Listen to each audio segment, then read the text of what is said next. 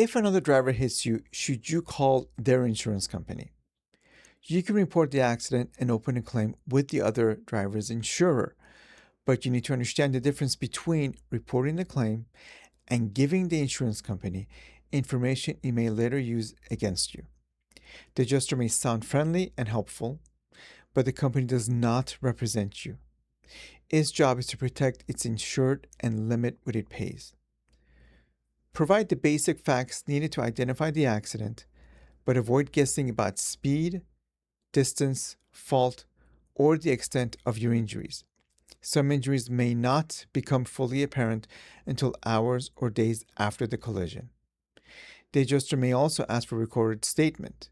You're generally not required to give the other driver's insurance company a statement, and you should be very careful before agreeing.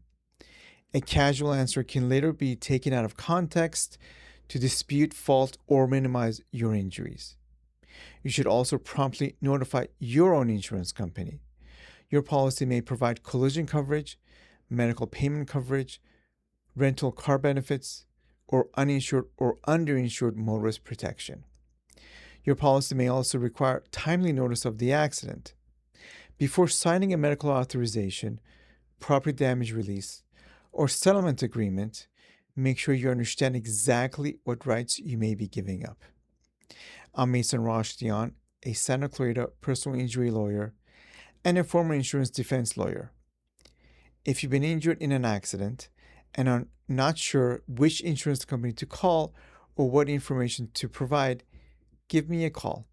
I'll explain your options clearly with no pressure and no sales tactics. At the Mason Law Firm, we meet our clients by accident.